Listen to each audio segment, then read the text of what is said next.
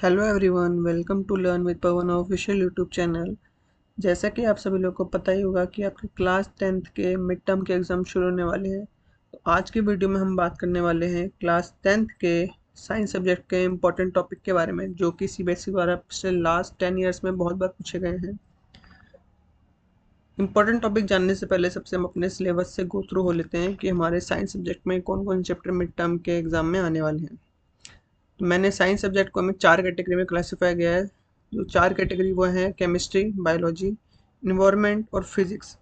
Chemistry में जो हमारे चैप्टर आने वाले हैं वो कौन कौन से आने वाले हैं वो जान लेते हैं। सबसे पहले जो चैप्टर आने वाले हैं, पहला चैप्टर हमारा chemical reaction and equation, acid basis and salt, metals and non metals. Second जो हमारी कैटेगरी है बायोलॉजी, उसमें पहला चैप्टर हमारा लाइफ प्रोसेस आ रहा है और सेकंड जो चैप्टर आ रहा है control and coordination. Environment subject में हमारे एक ही चैप्टर इंक्लूड है और एनवायरनमेंट। फिजिक्स में हमारे 2 चैप्टर इंक्लूड हैं, light reflection and refraction, second the human I and the colourful world.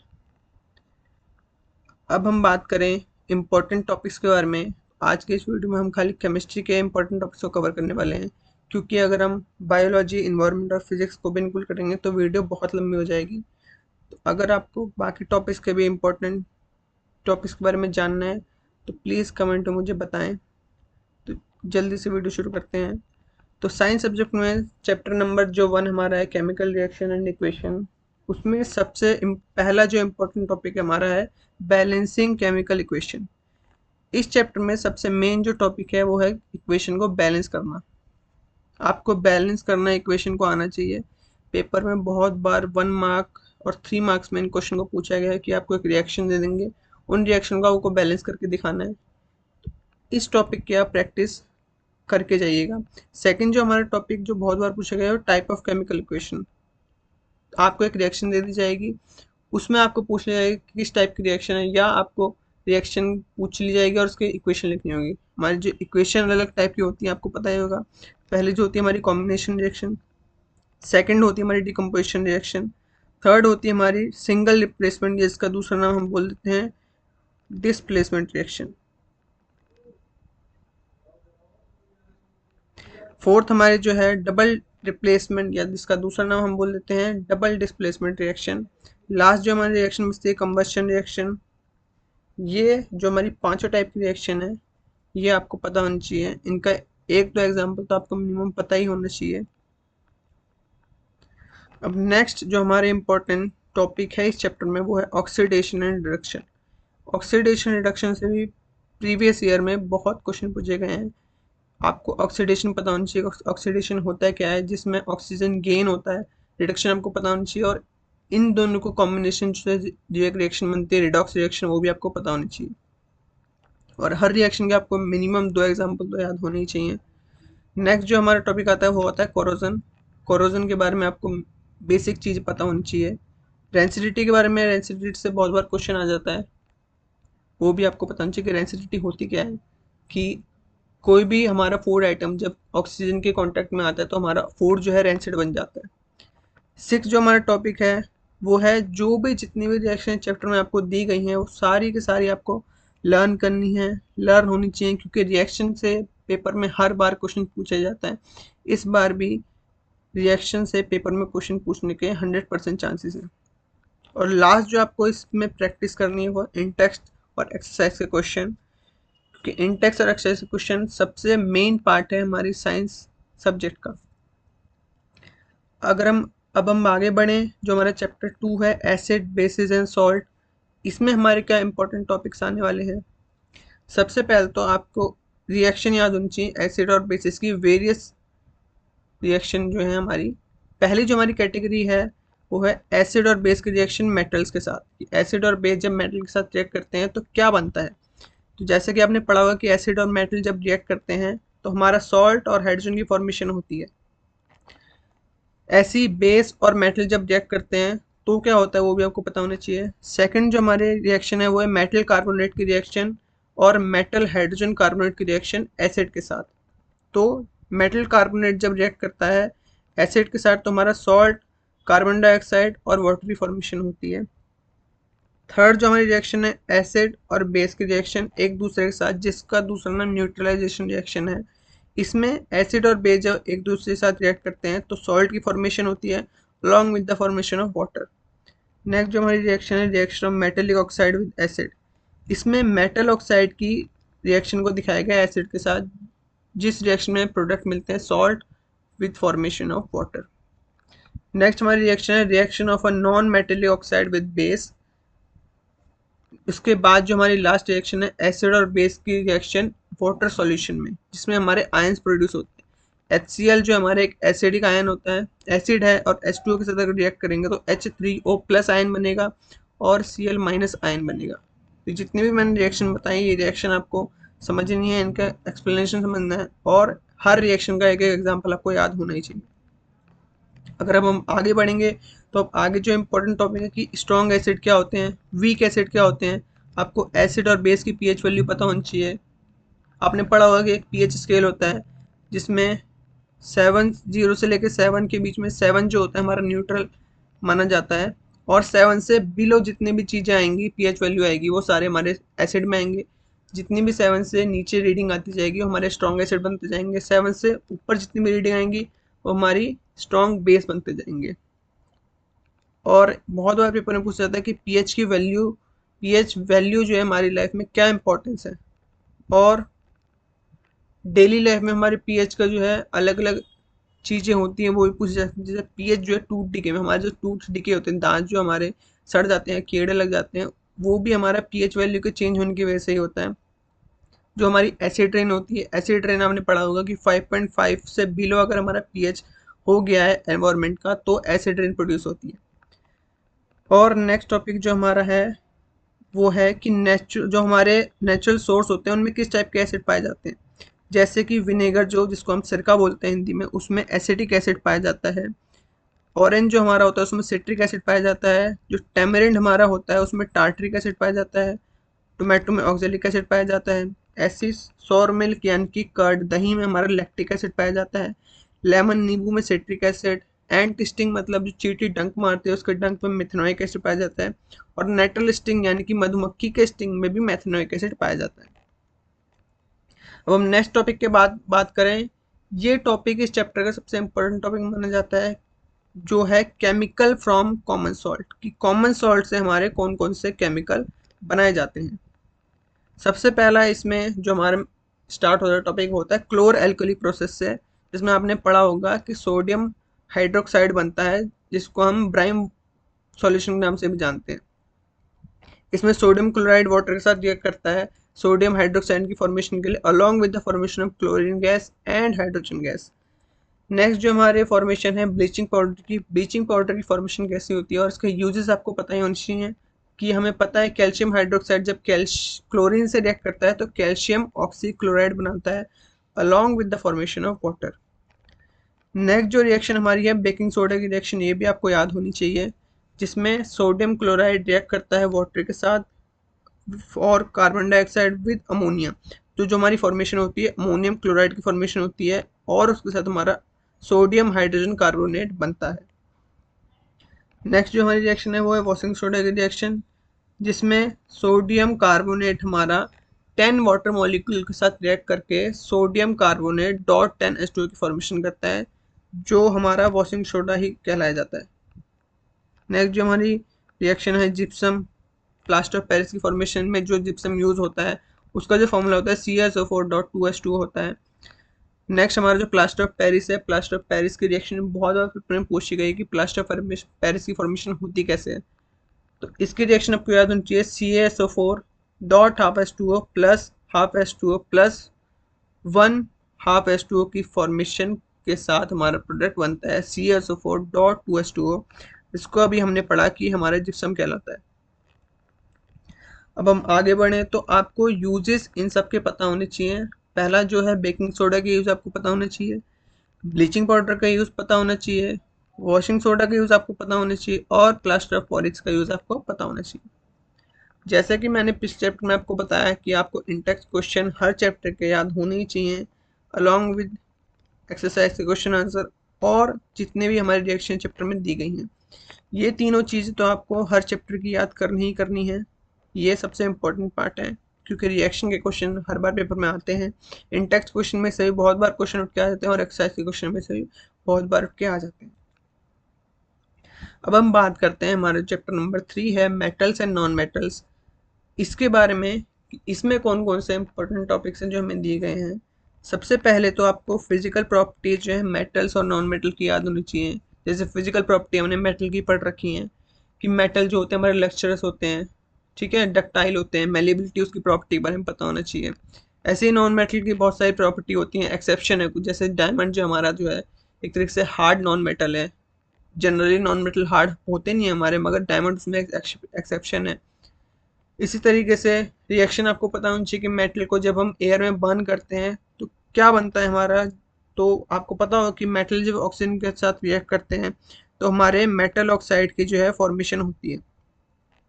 Next आपको एम्फोटेरिक ऑक्साइड पता होना चाहिए। एम्फोटेरिक ऑक्साइड एक ऐसा टॉपिक है जो सीबीएसई मोस्टली हर बार पूछता है। एम्फोटेरिक ऑक्साइड क्या होते हैं, ऐसे मेटल ऑक्साइड जो आपके एसिड और बेस दोनों के साथ रिएक्ट करते हैं और फॉर्मेशन करते हैं सॉल्ट और वाटर की। इसके एग्जांपल आपको पता होगा, एक है एल्यूमिनियम ऑक्साइड जो है, इसका एग्जांपल है Al2O3। ये एक एम्फोटेरिक ऑक्साइड है जो पेपर में, ये वाला जो एम्फोटेरिक ऑक्साइड है एल्यूमिनियम ऑक्साइड, ये पेपर में हर बार पूछा ही जाता है। मोस्टली चांसेस जो होते हैं इसी के होते हैं पूछे जाने के। अब हम आगे बढ़ते हैं तो बात करते हैं कि मेटल की रिएक्शन अलग अलग चीज़ों के साथ। तो पहला जो हमारी रिएक्शन है, reaction of metal with water. Metal water के साथ रिएक्ट करके किस चीज़ की फॉर्मेशन करता है। तो मेटल जब वाटर के साथ रिएक्ट करता है तो हमारा मेटल ऑक्साइड की फॉर्मेशन होती है along with the formation of hydrogen gas. इसकी जो रिएक्शन है, मैंने 2 रिएक्शन आपको लिख के दी हैं। नेक्स्ट जो हमारी रिएक्शन है मेटल ऑक्साइड की रिएक्शन वाटर के साथ। अभी हमने जो ये रिएक्शन पढ़ी ये मेटल की रिएक्शन थी वाटर के साथ। ये जो सेकंड रिएक्शन है मेटल ऑक्साइड की रिएक्शन है। जो हमारे इसमें जो प्रोडक्ट बना था मेटल ऑक्साइड, इसी को अगर हम दोबारा वो वाटर के साथ रिएक्ट करा देंगे तो हमारा बनता है मेटल हाइड्रोक्साइड। अगर इसका एग्जांपल लेना चाहें तो एग्जांपल भी ले सकते हैं, जैसे KOH को अगर आप H2 से रिएक्ट कराएंगे तो आपका बनेगा KOH होल ट्वाइस, ये बन जाता है हमारा पोटेशियम हाइड्रोक्साइड।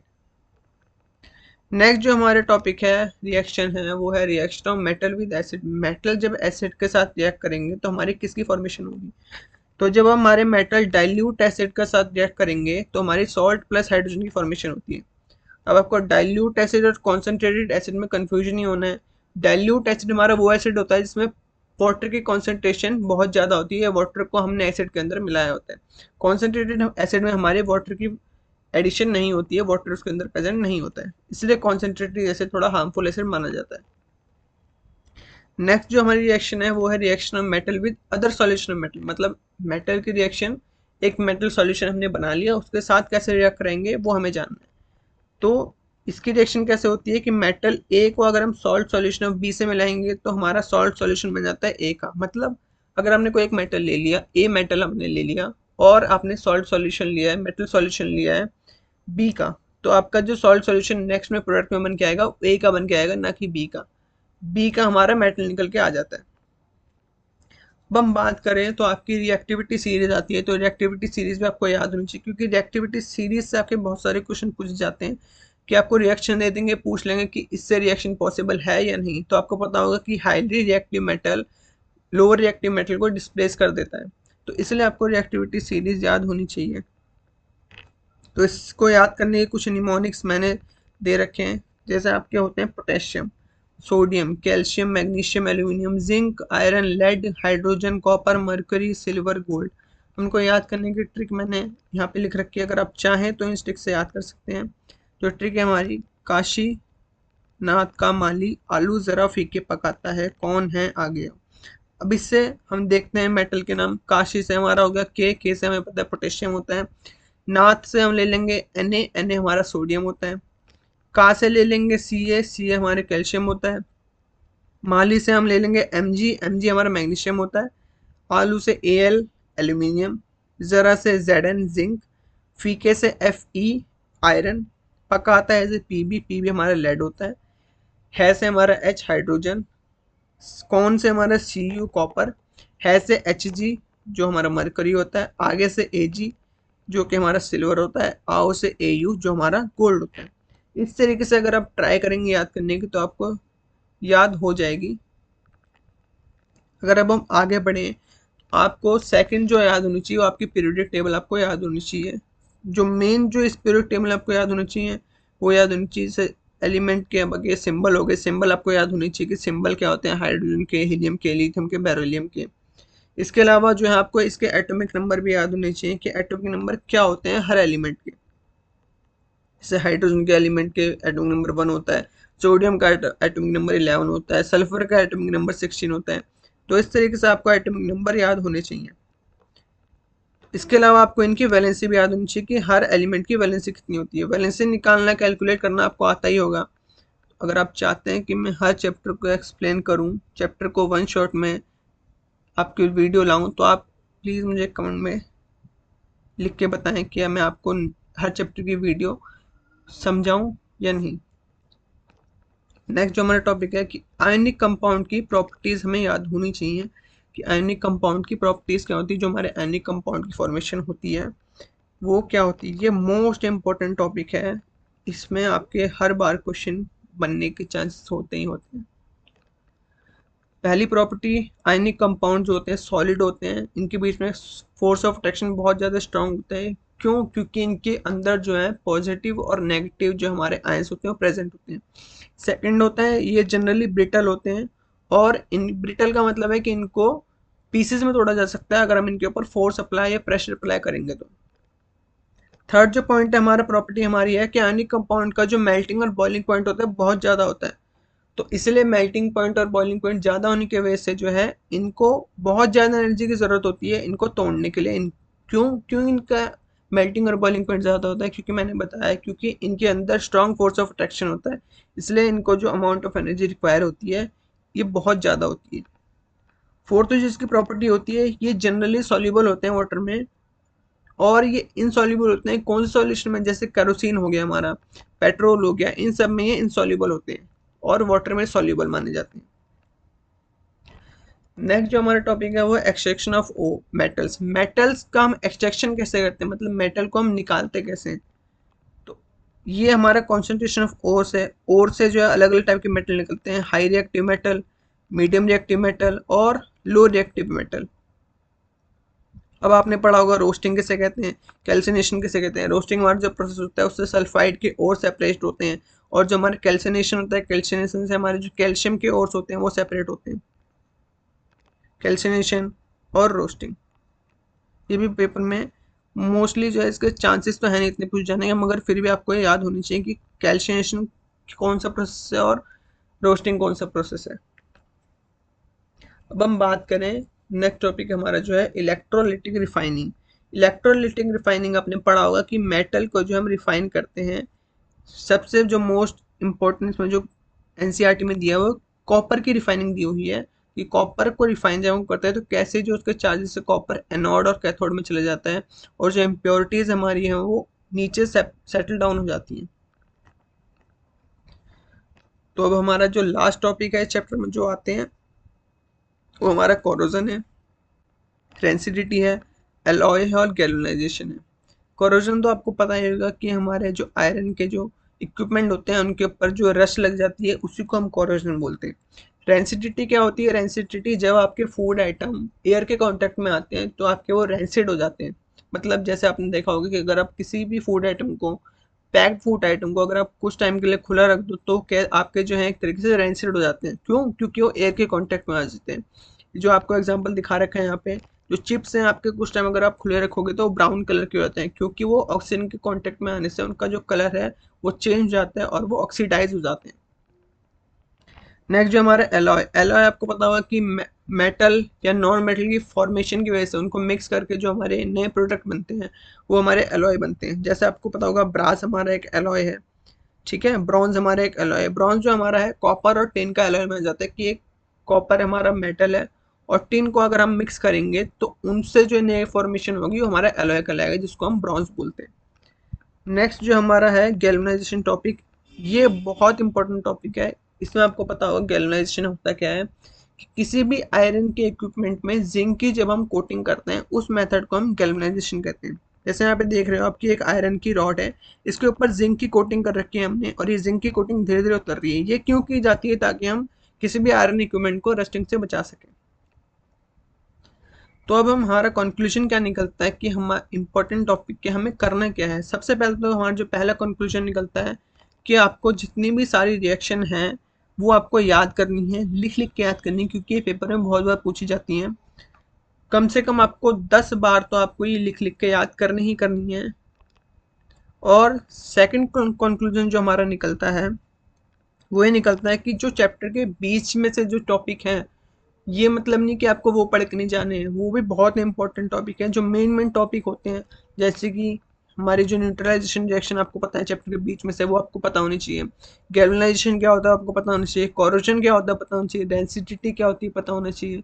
ऐसी बहुत सारे टॉपिक हैं जो आपको पता होना चाहिए। अगर आप चाहेंगे तो मैं ऐसे जो इम्पोर्टेंट टॉपिक्स हैं उनको एक्सप्लेन करने की वीडियो बना दूंगा।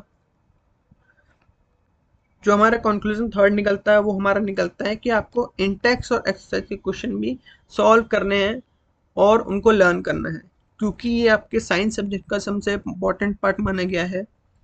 और इसके बाद अगर आपकी सारी चीज़ें हो जाएं तो आपको प्रीवियस ईयर के क्वेश्चन की प्रैक्टिस करनी है। कोई भी आप एक रेफरेंस बुक ले सकते हैं जिससे आप प्रीवियस ईयर क्वेश्चन की प्रैक्टिस कर सकते हैं, क्योंकि ज़रूरी नहीं कि आपके जो है सेम इंटेक्स या एक्सेस के क्वेश्चन पेपर में वर्ड किया जाए। पेपर की लैंग्वेज चेंज करके जो है सीबीएसई बहुत बार देता है। आपके जो बोर्ड के एग्जाम होते हैं उसमें क्वेश्चन की लैंग्वेज चेंज होकर आती है, मगर क्वेश्चन आपको, अगर आप क्वेश्चन की लैंग्वेज समझ गए तो आपको क्वेश्चन अपने आप समझ में आ जाएगा। आई होप कि आपको आज की वीडियो पसंद आई होगी। अगर पसंद आई please like share and subscribe करना। तब तक के लिए मस्त रहिए, स्वस्थ रहिए, पढ़ते रहिए। मिलते हैं आपसे एक और नई नेक्स्ट वीडियो में। आपको किसी भी नए टॉपिक पे वीडियो चाहिए हो तो please let me know in the comment section. तब तक के लिए थैंक यू, बाय बाय।